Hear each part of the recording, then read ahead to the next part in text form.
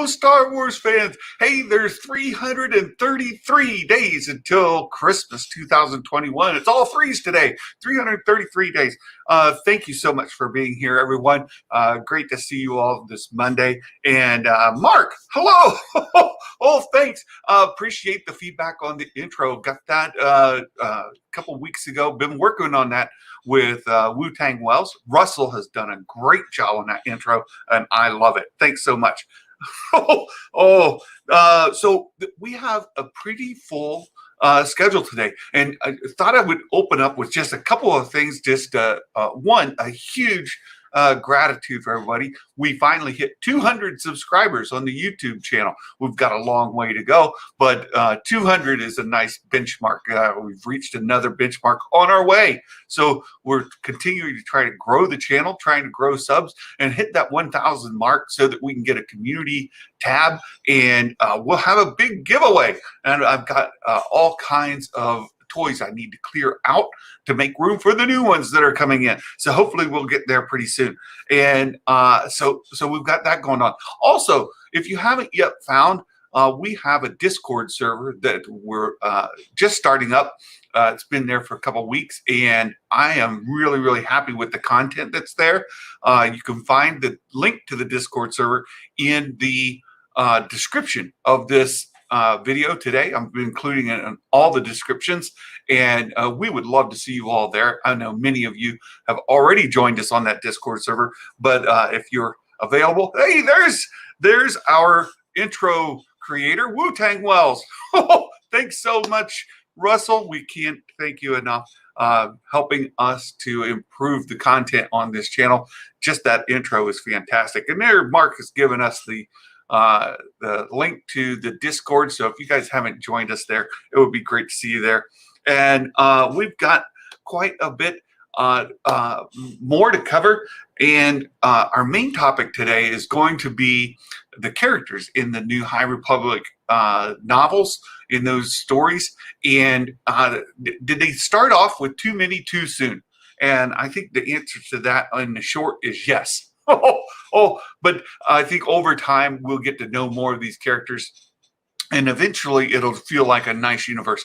So I feel like they started off really, really big. Hey, there's Gray. Welcome. I feel like they started off really, really big and maybe too ambitious, because I've started reading one of the other novels, the one for preteens.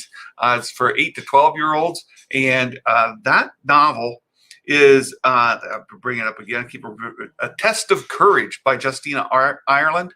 And as I was reading through that novel, I was realizing not only is it aimed at a younger age group, so it's a bit lighter reading for sure, but it focuses just on 2 Jedi and 2 folks accompanying them. There's 4 of them all. And you're following them through, and you have a much more intimate relationship with these characters. You feel like you get to know them, you get more invested in their story, and it moves along really nicely because you feel like you're getting to know who they are. And oh, that's good stuff. So Arlani, hey, thanks for being here. Good to see you. I think they maybe started off too big. I think so too. And Mark, this is great. Preteen novels about my reading level. Santa's too. That's great. That's great, Mark. So let me get into some of this content here. We'll make that a little bit smaller. Have they started off with too many characters, and what's the consequence of that? So just to show you guys. Here we go. What do you think of Katie Sackhoff as an alternate reality ghost? 200 subs. Yeah, thanks, Wu-Tang. What do you mean by an alternate reality ghost? Not sure. Russell, that's good. She could haunt me anytime. Preteen is my reading level as well, hence why I listen to Audible.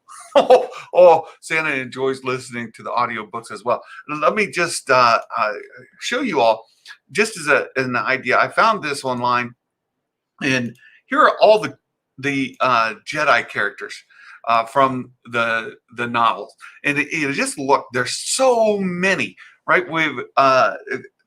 the one I'm reading now has Vern, and Imri. Right, these are the two Jedi from that young adult novel, and but then look, all these other characters. And as I was going through the book and highlighting, I was reading it on Kindle, and I would highlight a name just to help me as I'm reading through, uh, reinforce these names to make it easier for me to pick up on them. And there's a lot of characters in here, and some of them are great characters that you spend a lot of time with. Some are great characters you spend a little bit of time with, and some, who knows? We just don't get enough time with them to really get that connection. And as I heard Josh Lucas from Denim Nerds, I heard him complain about not, connecting to these characters, and getting in a little bit of grief for it because, he wasn't being as supportive for the book as some people wanted him to be. This thought came to my head, and I mentioned it before. When I read the Alphabet Squadron book, it felt like there were a lot of new characters for me to figure out. And when I read, let's take some of the other examples that included more familiar characters like Master and Apprentice, or even like the books with Leia in it, Bloodlines, and I even had an easier time with the Aftermath books, even though there's a lot of characters there too. But it didn't feel like I was so overwhelmed with how many characters they are. And you got all these different types of characters, species, and trying to remember, was this the female, the male, was this this? The only one I could remember consistently was Burriega, because he's got those two R's in there, and I was like, oh, that's the Wookiee. I remember the Wookiee. But then a lot of these others, I'm like, are they human? Loden Greatstorm, right? You remember him. He's one of the main characters, and you can remember him. Skier, you can remember him as well. But then it took me just a little bit to make the connection to his species. And that was it took more time. So I just felt like maybe they bit off too many characters. And we've got a couple other folks. Sleeping Collectibles. Thanks for joining. Great to have you here. And trying to read Game of Thrones, talk about too many characters. Yeah, good. Gray just finished Light of the Jedi. It was good. The Alphabet Squadron, I couldn't get into. Bloodlines, wonderful. Yeah. Reefer Man. Light of the Jedi, I dare say, is my favorite Star Wars story maybe ever. That's a big, big comment there, Reefer Man. There are some great novels to compete with. And let me just, there's a topic I'm holding off for later. And we'll see if we get to it and how deep it goes. Because I didn't want to lead off with any controversy. I want to start off with positive stuff and talk about these characters, kind of break it down and get into some introduction here. And of course, Avar Kriss, the main character, she's one of the main, and Avar is central. Oh, something happened. Oh, I know what happened. Hold on. So Avar Kriss, she's kind of key in the first major event. And then you meet some of these other characters like Loden and Bell, right? This is the Jedi Master, and Bell is his apprentice. And then let's see, who else was kind of Indira's in the new one as well. Some of the names, I think that I don't even think this is a full list of all the Jedi. So just to give you an idea, there's so many. Really need to get into High Republic. Trying to get through the Secret Wars. Thanks so much, Everyday Geeks. Good YouTube comment in my reading level, because I'm allergic to reading. XR Coon. Yeah, the audiobooks has made it a lot easier for me too. I'm not much into reading a lot myself, but I have read all of the Lord of the Rings novels. I've read all the Harry Potter novels. I've read a great number of Star Wars novels. So, reading's okay, but last year I spent a lot of time and doing some systematic theology. That's a lot of textbook kind of reading around religion. So that was a big deal. Let's see, just make sure I can keep it caught up. So here we go. We've got Will Morgan. Hello. We've got all these characters we're trying to keep up with as we read through, and then on the Nihil side, right? The bad guys, if you will. Those are much easier to follow. And I looked and looked for some of these characters, and they just don't have concept art of all of them. So we'll briefly talk about them here. The main leader of the Nihil is, and I don't want to give too many spoilers away for the story itself, but I think just some character introduction is helpful.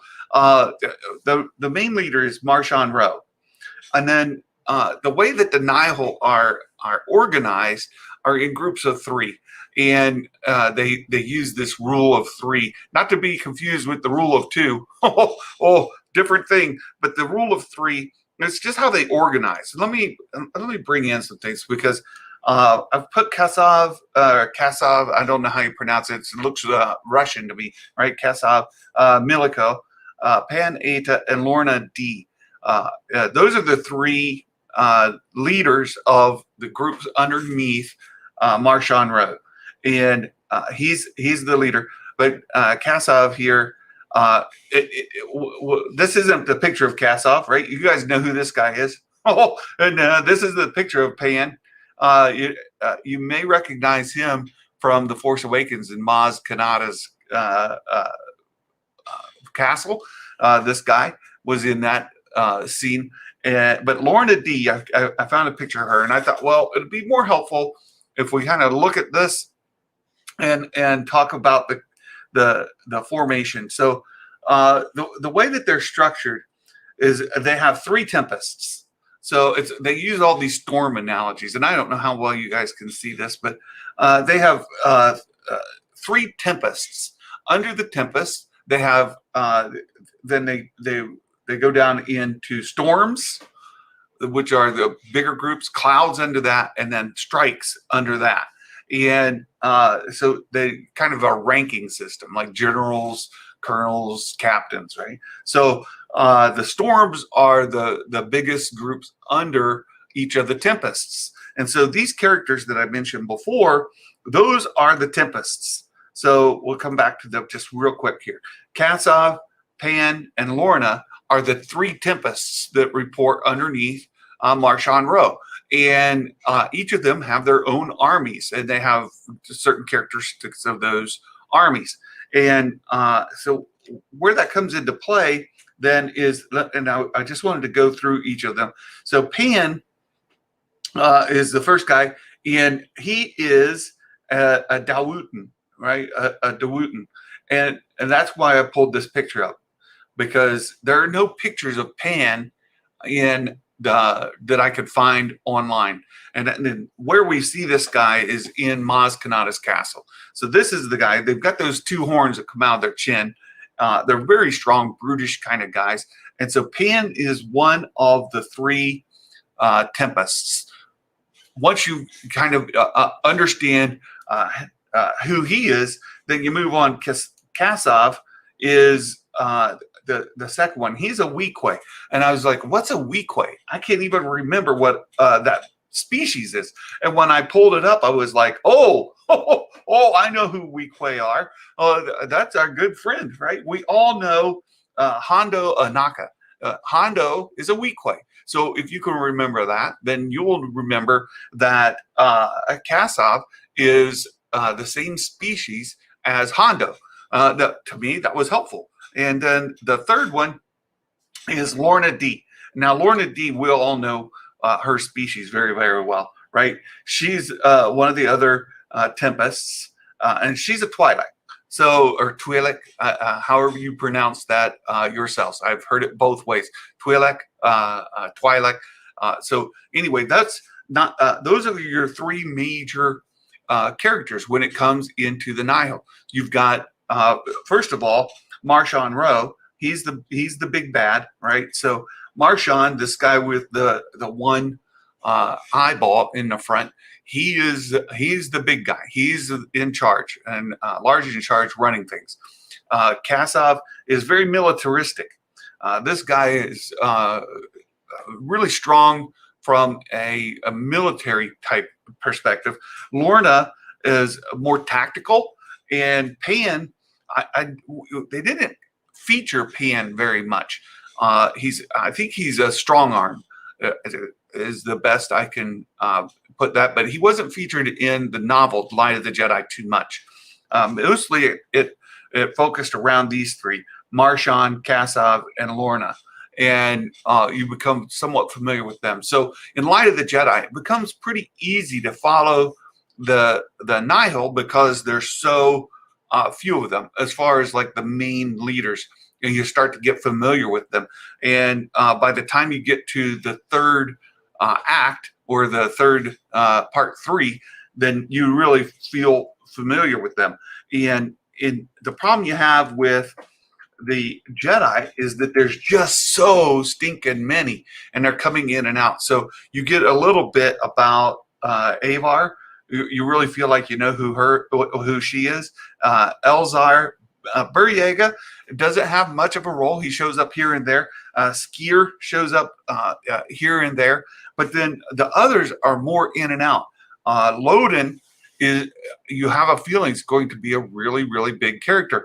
But you can just, again, you can see just by the sheer number of them that you're dealing with quite a lot, and it becomes difficult. Where if you compare that, for example, to this Test of Courage, this is the cover to that book, and let me just enlarge it for you. You've got 2 Jedi youth, and you've got 2 other characters. This is a droid. J8, I think is J8. I want to think that's the number. But you've got the droid, and there's another ball droid that shows up, but you don't see it here. That goes out and scouts things for them. But these are the 4 characters, and you get really familiar with them, and it becomes really easy to follow. So for me, this book, not only because it's a junior novel, and of course it's much easier to follow, but because it had fewer characters in it, I felt like, okay, they were smarter about introducing. It might have been better over time to get the cart ahead of the horse, is what I'm kind of getting to, right? Had they introduced these larger novels, like Charles Soule, had he just focused on a couple, maybe Avar, and a couple of Jedi instead of the whole cast of characters. And then the Nihil, I think he did fine with those because he's kind of got it condensed. Had he just started with a few of them, and then you could introduce some of the others as you go along, culminating in a big event. Once you know all of them, then maybe it's not too many to have. But in this case, it seemed like, well, wait, they've introduced way too many. I can't figure out who they are. I'm highlighting all the time, having to go back and reference it. It just slows down your enjoyment of the story. And I know that that Reefer Man really, really liked the novel. It is a good novel, but it is a bit much to follow. There's a lot in there. Let me go back. We've got some. Aren't they Vikings, Aralani? They are sort of Viking-ish. They use Vikings to help people understand sort of the most relative thing that you can think of out of your own memory. So they are somewhat Viking-ish, I would say. But they're their own kind of breed, for sure. Because Vikings were primarily one kind of species, and here you see like species, human, but they were one type of people. Where with the Nihil, you've got all those different types, like I mentioned, right? You got a really warring kind, you've got more of a tactical kind, more of just a strong arm kind, and they have different roles. So it's a little bit different, but yeah. XR, my sample of perfect writing, Wookie, Groot, I am Groot, Wookie, That's hilarious. Let's see. What else we got here? Oh, the characters. They look cool. There's a neat thing that happens at the end with, and this isn't giving anything away. Marshawn Rowe finally pulls off his helmet. For the first time, people get to see who he is, and they talk about who he really is, and then they stopped. They said, and everybody can see his real identity, which was ... Oh, never mind. That's not important. Like, oh, that wasn't nice. They kind of set us up, but it does let you know that at some point, Marshawn Rowe may have another identity that we already know, but we'll have to figure that out. Jonathan, welcome. Thanks for joining us. Let's see. And Mark's put our Discord server link in there a couple times. Again, if you haven't joined us on Discord, and if you are open to adding another Discord server to ones you follow, we would love to see you all there. Weequay, yeah, right, is Honda, right. I pronounce Twi'lek as object. Oh, wait, that's... Oh, that's funny. Looks like they're doing major world building. That's exactly right. They're doing major world building. Yeah, Vikings isn't a people. Well, it's an interesting thing. I was a history major in my undergrad. What we call Vikings, they did come from like Norway for the most part. And they were also known by the Russians as Varangians. And they actually invited them to come and help rule because they were known for their military might. And the Russians were getting stampeded over by the Mongols and the Europeans. So you would like the Germanic tribes and the Mongols would decide to fight, and the Russians are in between. Oh, and they would get trampled and raped, pillaged, and beat up. And then maybe the Francos, right, the French would decide to go to battle, and they would get in, march across Russia as well. So they were getting all beat up all the time, and so they reached out to the Varangians. The very first rulers of Russia were Vikings, as we know. That term is commonly used. So the people from like Norway, Sweden, that kind of thing, right? Not all Norse were Vikings. Not all Vikings were Norse, right? Right. Viking means to raid. So anyhow, that's the history lesson for the day. So Light of the Jedi. Again, I've given my review. I would love to get on a panel, and I think we have some volunteers. I know that Reefer Man, you've read the entire novels, and we also have Gray has read them. So I think the three of us, and if maybe we can recruit one more, we can have a panel discussion about the Light of the Jedi and full spoiler review of those. Of that book. That would be great. So there's that. I also wanted to bring up, so this Friday, the Discord link doesn't go to Santa's Discord. The Discord link goes to one called it's the Covert, right? It's the Covert, and Mark is helping us with that. He is heavily involved in organizing it, but Mark graciously put that Discord server out there to help grow my channel, and I'm one of the admins there. And it's not Santa's Discord, but it is a Discord that I'm helping to manage, and we're going to try to grow our community as we go forward. So yeah, that's our Discord. So if you go out there to the Covert, that's us. I wanted to bring out something else, and I've been doing toy reviews on Fridays as I'm able, as they come in, and I did get another delivery from Dorkside Toys over the weekend, and look forward to unboxing that this week. But this week is a big deal. There's Fan First Friday with Hasbro, and they are going to be having a toy reveal, supposedly a big reveal, big news. And but there's a guy, if you're not familiar with him and you're interested in collecting, a guy named Yak Face. Yak Face is got his thumb on it. He's got he's monitoring the pulse of the toy industry as it relates to Star Wars. And I've already seen some rumors and leaks. Of course, the elves are always involved with toy making, wherever that might be happening. And there's some idea of things that are coming this release or this spring through the summer. And some of it we're going to see Friday. The biggest, just to kind of tamper expectations, if you were a collector, there's probably not going to be a lot of new names out there. There'll be some repaints, and just my experience with these new figures coming out from Hasbro is they are fantastic. If you haven't seen any of my toy reveals, the amount of detail and articulation, the posability of these figures and the detail in them, especially I've been collecting the vintage collection, and I've got, like, for example, here I've got Din Djarin with the child, right? So here he is with Grogu, and Grogu's got feet. Look at that.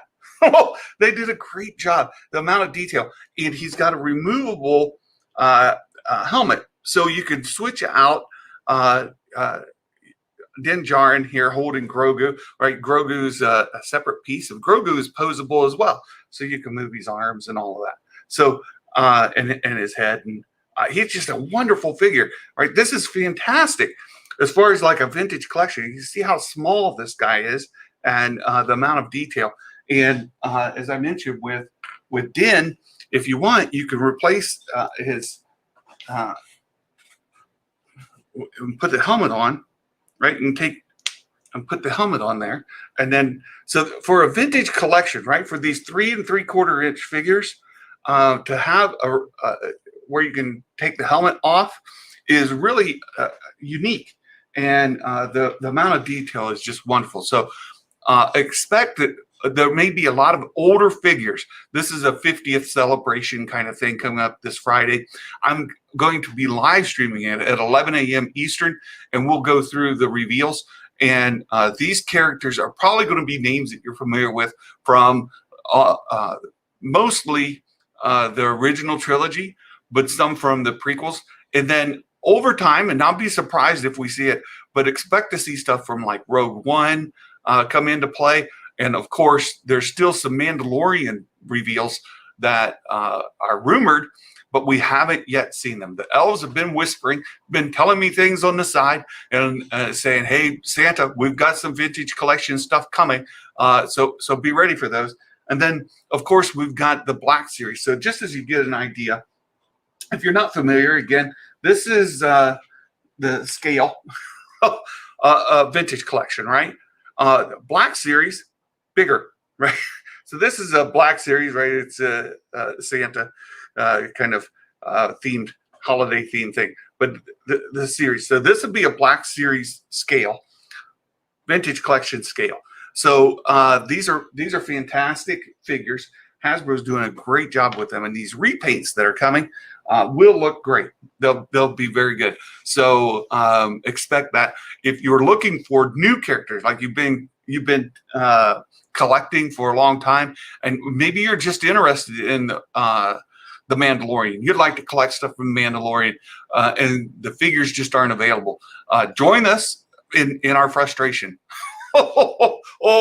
Hasbro has not been releasing new casts, right? New figures for us in the vintage collection or in the Black Series. Black Series has more for sure, but the vintage collection, they just haven't been releasing them at a pace that we like. And it gets frustrating when they do recasts or re-releases of characters that maybe you already own. Maybe you already have 2 or 3 Luke Skywalkers, and they re-release a Luke Skywalker. You're like, well, that's great, but could I please get Quill? I would love to have Quill. That would be wonderful, and you just have to wait. So that's what's going on.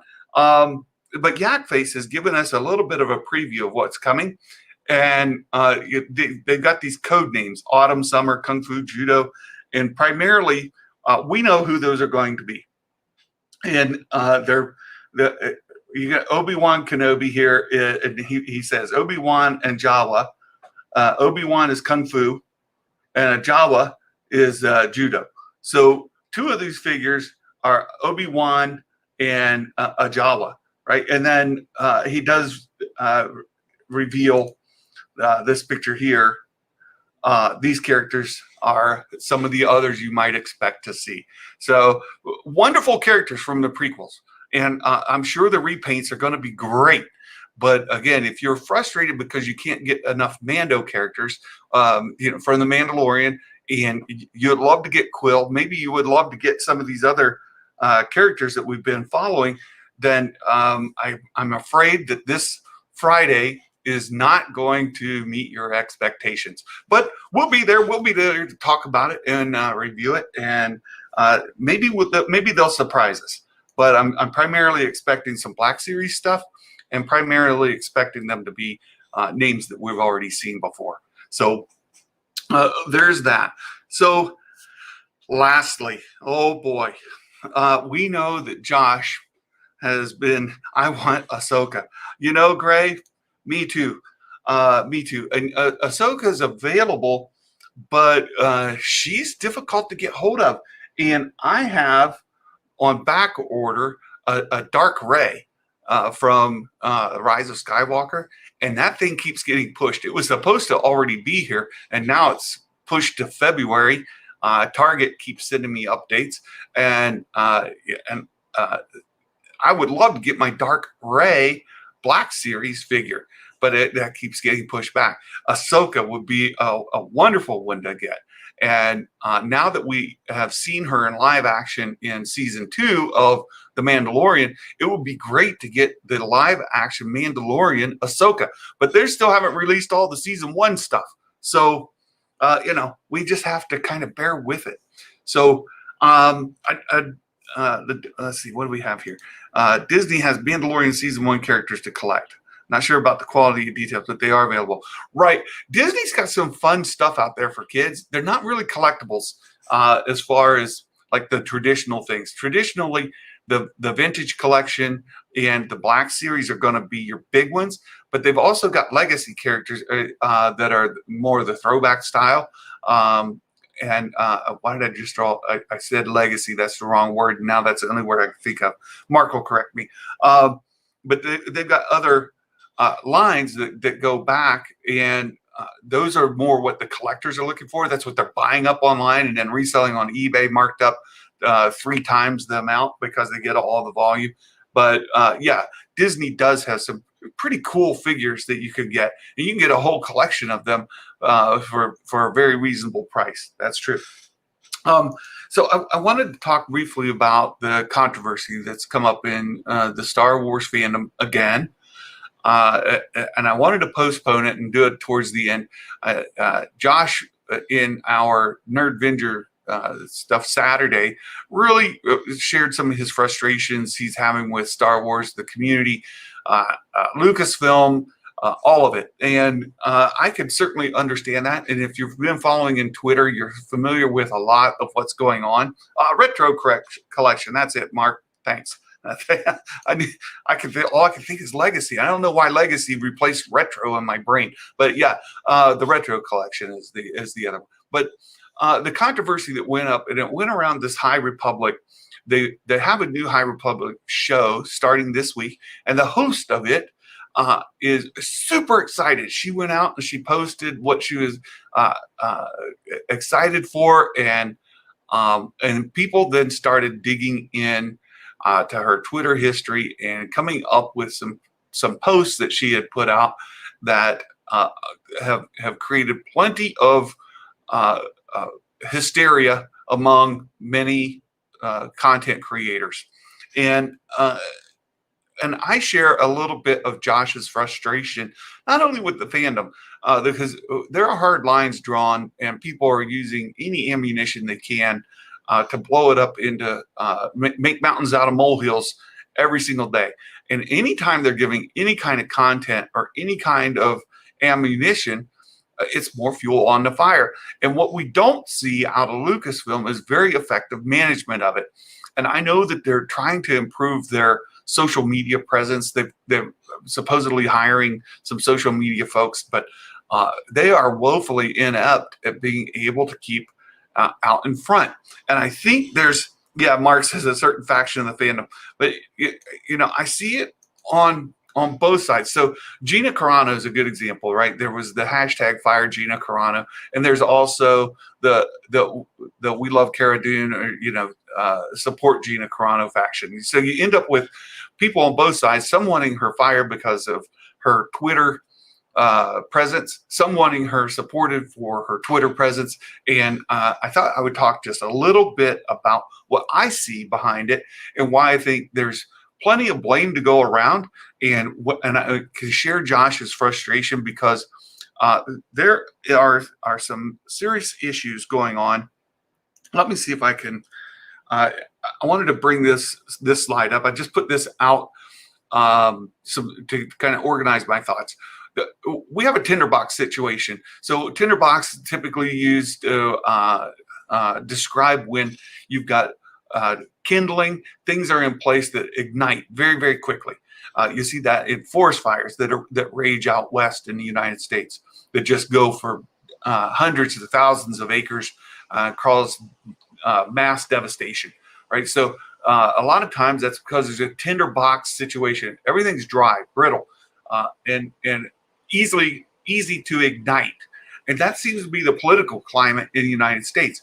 We have that at a political level. We saw that towards the end of the Trump presidency, where things kind of boiled up. And to be truthful, we saw it throughout his presidency. But it didn't start with President Trump. It went back prior to that for quite a while. It just seems to be getting more and more conducive to erupting right into these great big flames. And this has carried itself over into fandoms. Especially here where we see in Star Wars lately. And so people get really frustrated when they see an actor come out, for example. So I know Brie Larson, and we had XR Coon in here, and he posted stuff. Brie Larson caused a bit of a feud within Marvel. And there are people now within Star Wars who don't want to see Brie Larson in anything. And it's primarily over some stuff that she said in her Twitter. It's the same as we have with Gina Carano. She said some stuff in her Twitter that people that don't like these actors, actresses as humans, right? They don't like them as people, and they don't want to see them in their Star Wars. And so I put these two words. As I mentioned, I have been studying systematic theology. Religion is a very important part of my life, my personal life. And there's two words that we use primarily within Christianity, but they have application, and it's exegesis and eisegesis. These two words are, as you study text, it's what do you take out, right? What do you draw out of the text as you're reading it? What does the text tell you? And then the other side is eisegesis. You just draw in. So you take your personal experiences, your attitudes, beliefs, thoughts, and read into the text, right, to draw in. So you read into the text certain things that you, your experiences, who you are as a person. And so that's where you end up with people who have different kind of interpretations of the same text, because some are reading out, some are reading in and taking other things. Well, I see this happening in Star Wars and throughout our culture as a whole when you talk about entertainment. So some people look at the content for what it is, and they draw out of that content the story. So whatever the story brings to them, they take it from there. And there's criticism to be made in Star Wars and Marvel and you name it, and Harry Potter as well.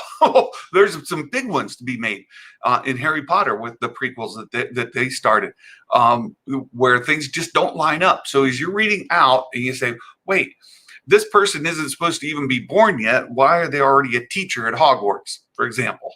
Right, with McGonagall, so she's not even supposed to be born yet, and in one of the prequel movies, she's already a professor at Hogwarts. So it gets confusing as you try to take what the story gives you and make sense of it. There's another part that says what they draw in. So the examples of, say, Brie Larson or uh, uh, Gina Carano, right? They know the people, what they've said, what they've done, and they have attitudes and opinions about them. And when they then watch them in the show, it draws certain things out of them and that they read into the story.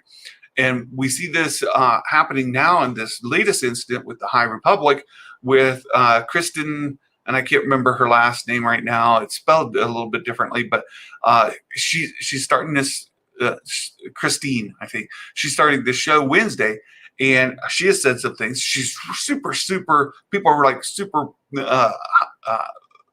drawing sides, right? And I said, well, here we go again.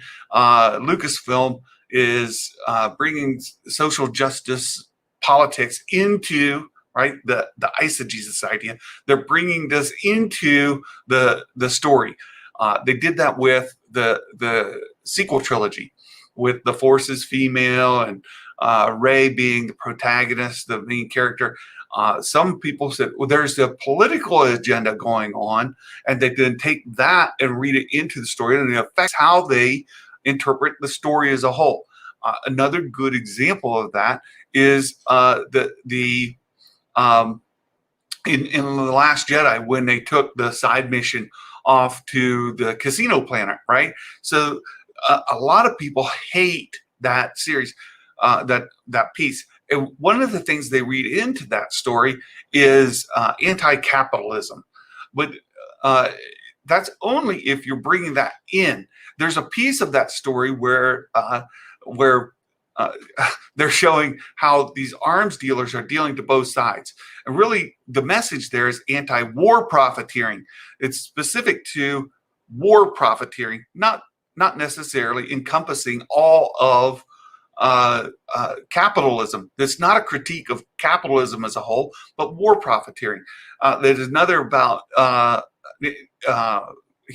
animal rights. And I don't think the message was about horse racing necessarily. It was about how you treat those animals.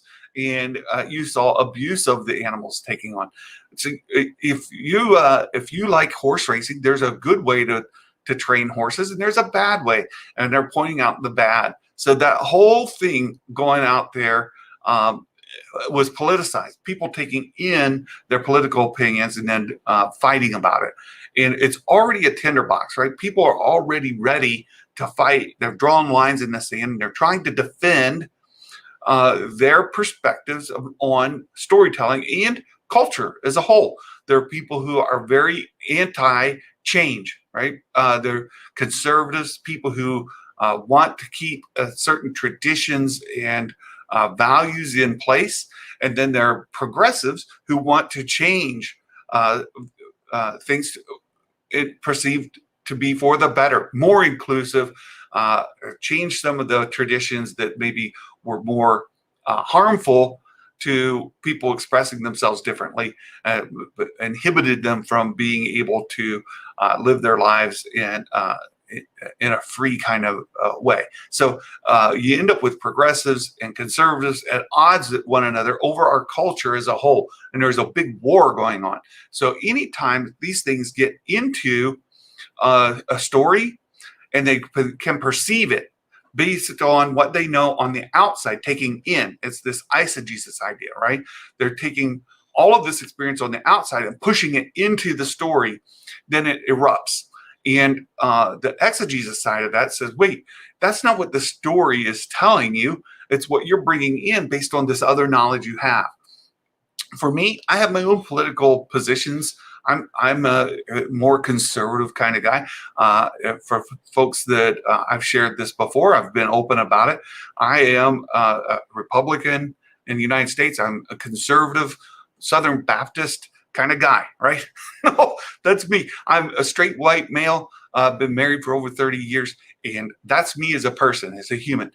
And I am more conservative, especially fiscally. But I don't then take my values in this culture war and bring it into a movie. I let the movie tell me the story that it wants to tell me. Otherwise, I just am battling every day, and it diminishes your ability to enjoy a story. And Star Wars is no different from that.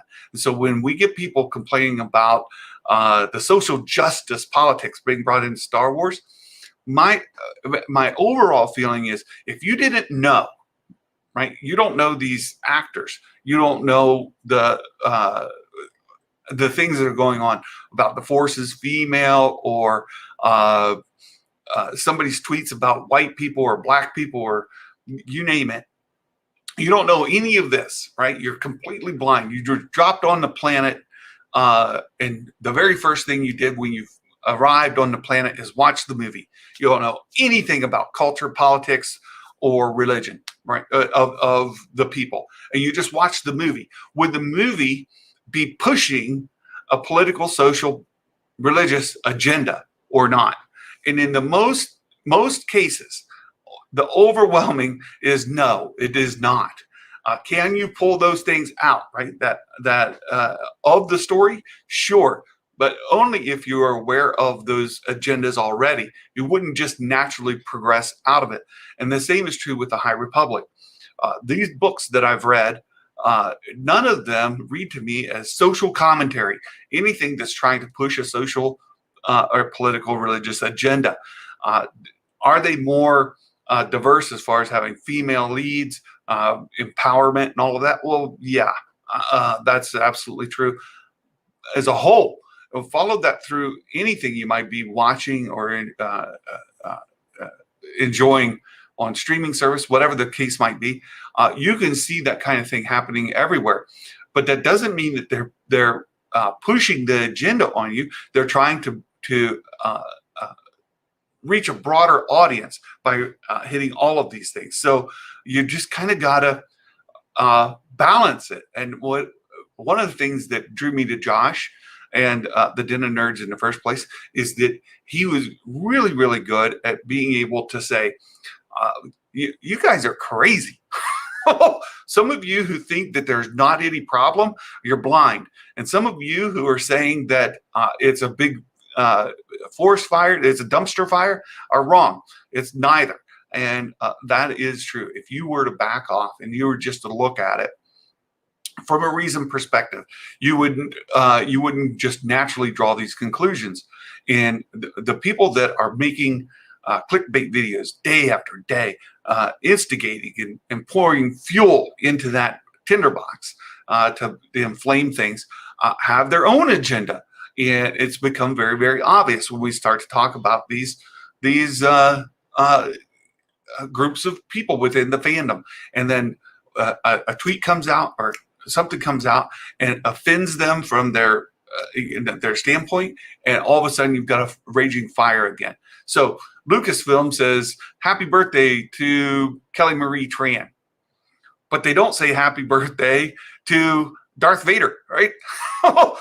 How do you leave out one of the greatest voices of all time and one of the greatest characters of all time? Well, how do you not say happy birthday to James Earl Jones? How is that even possible?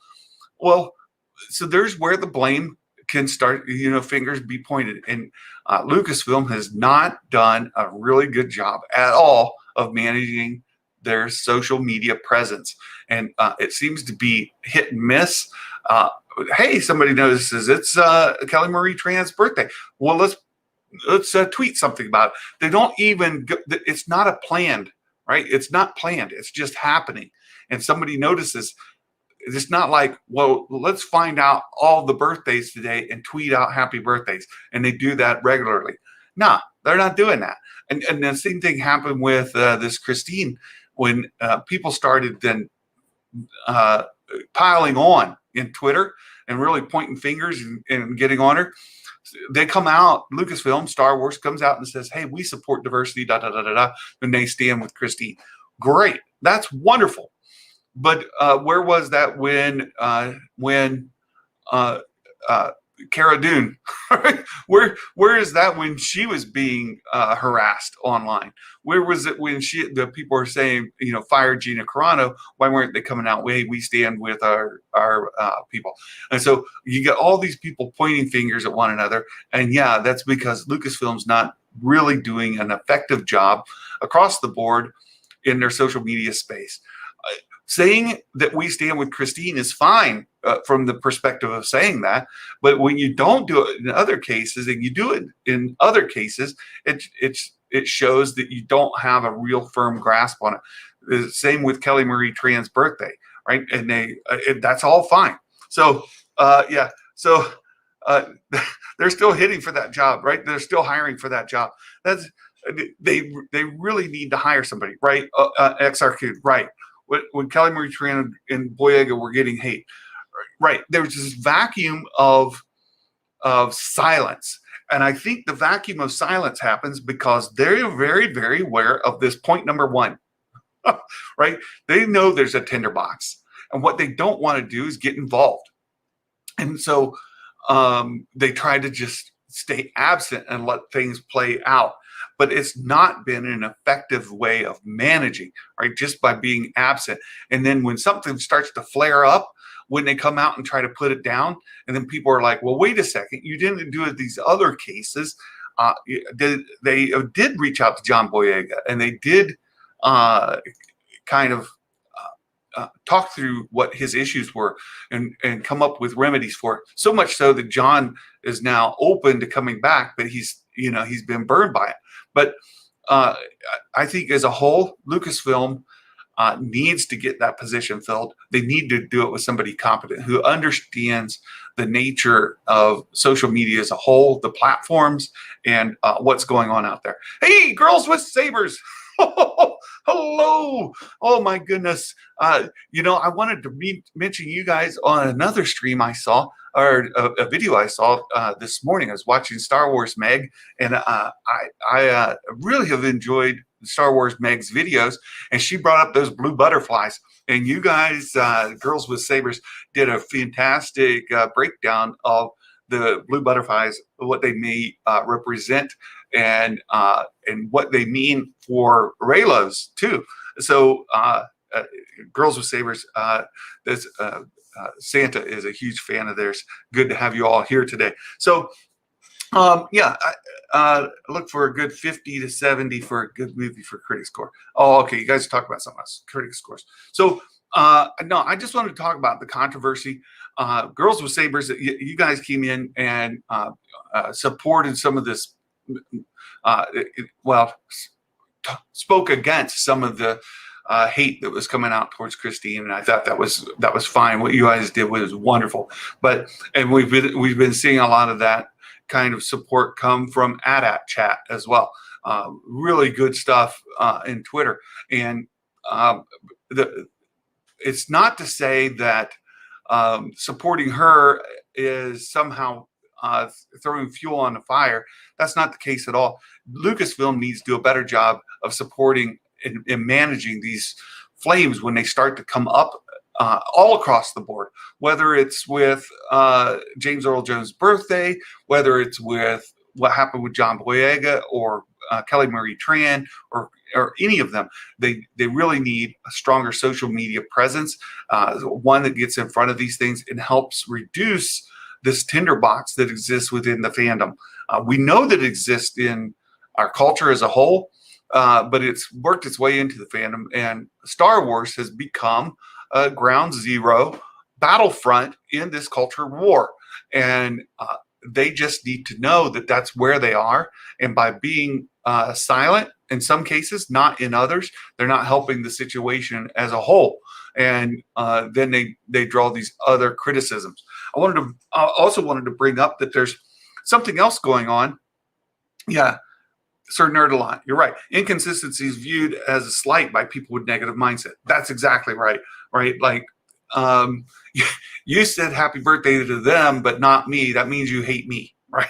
That's the way it comes across. And then they use that as ammunition. And I think Lucasfilm needs to understand that better and get more in front of it and make the situation more consistent across the board to reduce those inconsistencies. That's exactly right with inconsistency.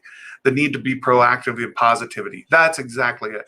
And I heard somebody really critiquing you guys on your tweets, and I didn't read them at all the way that I heard somebody reading them. And I don't want to jump into that negativity at all, because I know Luthien and Imrus are wonderful people. They're fandom.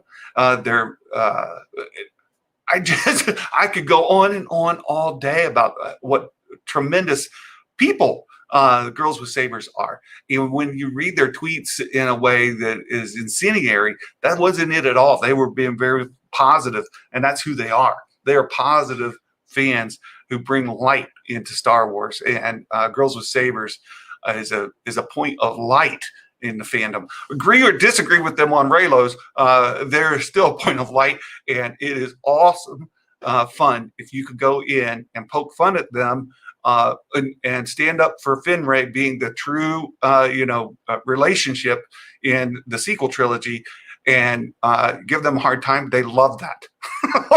They're great. They love Finrays.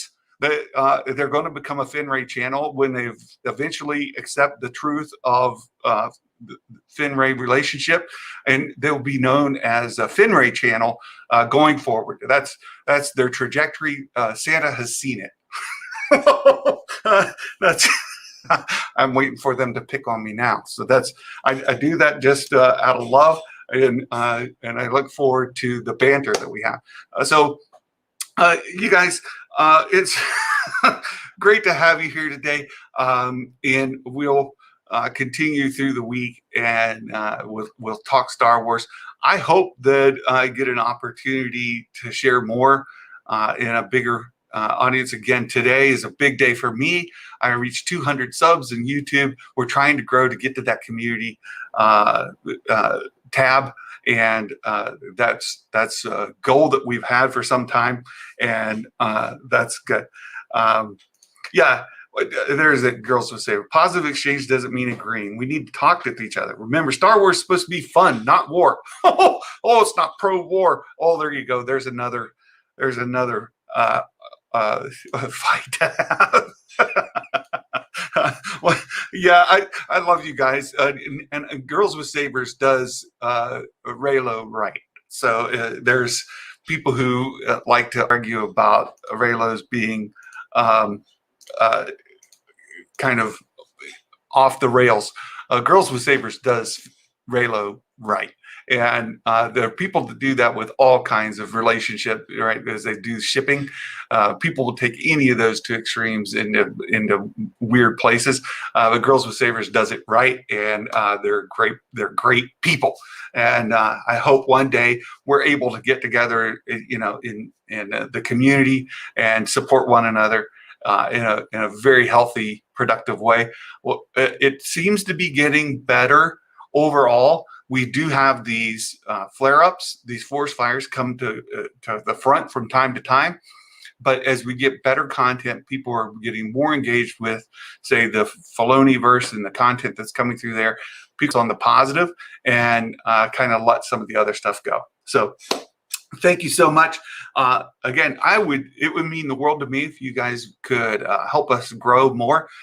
We've shared the Discord link in here several times, and I'll highlight that again from Mark. It's also in the description, and if we could get subs up to 1,000, boy, that would be a momentous thing for me, and I've got some toys to give away when we do. So until next time, folks, you guys take care. Be good to each other, right? Be good to each other.